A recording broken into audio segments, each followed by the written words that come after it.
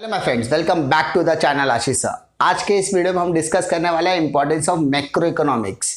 कल के लेक्चर में हम लोगों ने features of macro economics cover किया था, तो आज हम लोग डिस्कस करेंगे feature importance of macro economics. जैसा कि आपको पता है, मैक्रो इकोनॉमिक्स का इंपॉर्टेंस बहुत ज़्यादा एग्जामिनेशन के पॉइंट ऑफ व्यू से भी इंपॉर्टेंट है, क्योंकि किस तरीके से मैक्रो इकोनॉमिक्स का यूसेज हमारे रेगुलर टर्म्स में होता है, इकोनॉमी में होता है, उसको हम लोग को जानने की कोशिश करनी चाहिए।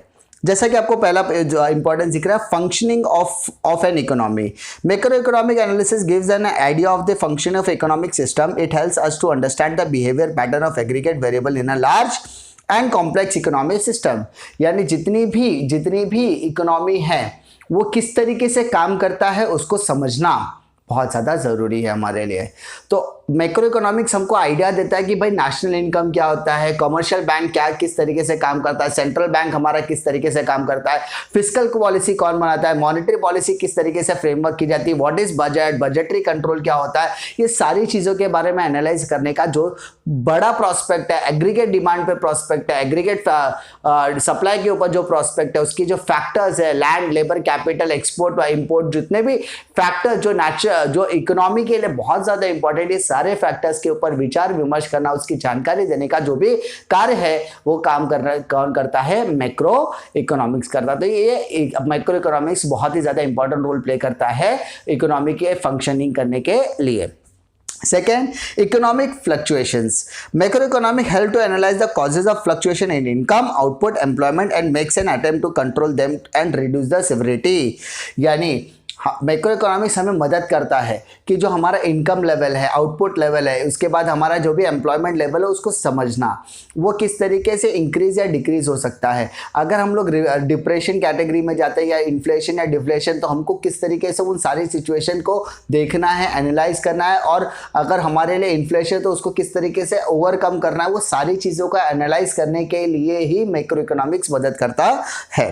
यानी इकोनॉमिक फ्लक्चुएशन के लिए बहुत ज़्यादा इंपॉर्टेंट रोल प्ले करता है। National income. Study of macroeconomy has brought forward the immense importance of the study of national income and social accounts. Without a study of national income, it is not possible to formulate correct economic policies. यानी macro economics हमें मदद करता है कि हमें आगे की सोचना है, किस बारे में सोचना है कि नेशनल इनकम और social accounts. National income and social accounts को हम ऐसा कह सकते हैं कि balance of payment, we have to take the consideration of the national income and the balance social account, ताकि हम लोगों को ये दोनों चीज़ों के बारे में पता होना चाहिए। और जब हमारे पास income and expenditure, receipt and payment के बारे में इंफॉर्मेशन रहेगा, नेशनल इनकम हमारे पास कितनी पर कैपिटा इनकम है, हर एक इंसान का पर कैपिटा कंजम्पशन क्या है, हर एक इंसान का नेशनल पर कैपिटा इनकम, देश का नेशनल इनकम क्या, ये सारी चीजें हमारे पास अगर प्रॉपर तरीके से, प्रॉपर मैनर में होगी तो ही हम एनालाइज कर सकते हैं, तो ही उस हिसाब से हम इकोनॉमिक पॉलिसी फ्रेमवर्क कर सकते हैं। तो यानी नेशनल इनकम बहुत ज्यादा रोल प्ले करता है हमारे देश के इकोनॉमी को चलाने के लिए।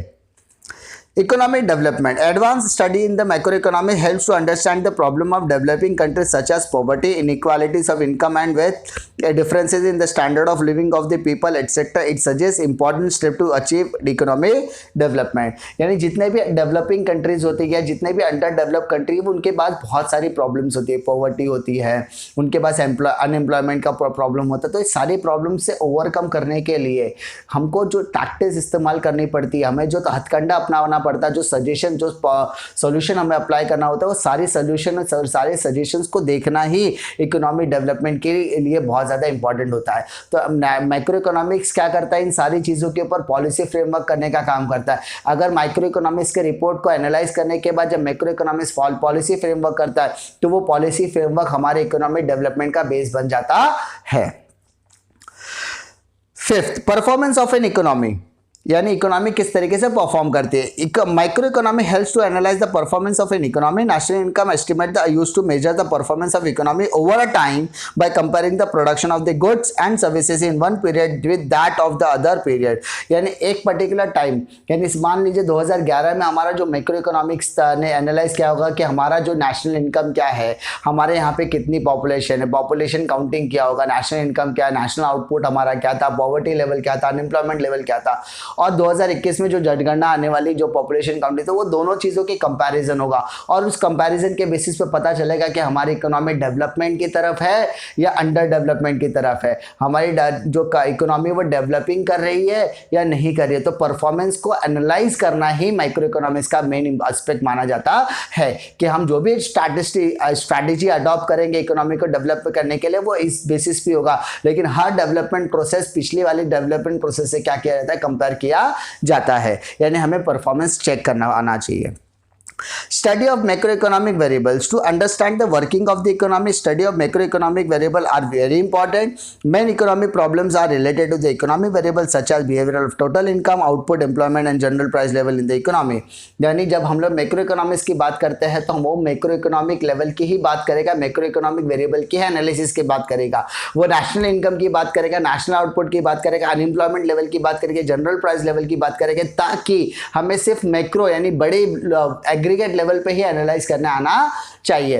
तो मैक्रो इकोनॉमिक वेरिएबल को एनालाइज करना ही मैक्रो इकोनॉमिक्स का काम होता है।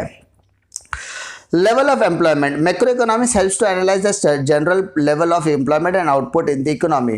यानी मैक्रो इकोनॉमिक्स जो होता है वो काम करता है कि जनरल यानी पूरे की पूरी इकोनॉमी लेवल पे जो एम्प्लॉयमेंट लेवल और जनरल प्राइस लेवल है उसको किस तरीके से हमको ओवरकम करना है, किस तरीके से उसको मेंटेन रखना है, और जो भी एम्प्लॉयमेंट और इससे रिलेटेड जो भी इश्यूज नेशनल इश्यूज है उसको हमको फाइंड आउट करके उसकी सोल्यूशन करने के लिए मैक्रो इकोनॉमिक्स लेवल पे ही पॉलिसी फ्रेमवर्क की जाती है। उम्मीद करता हूँ कि आपको इंपॉर्टेंस ऑफ मैक्रो इकोनॉमिक्स में कोई प्रॉब्लम नहीं आई होगी।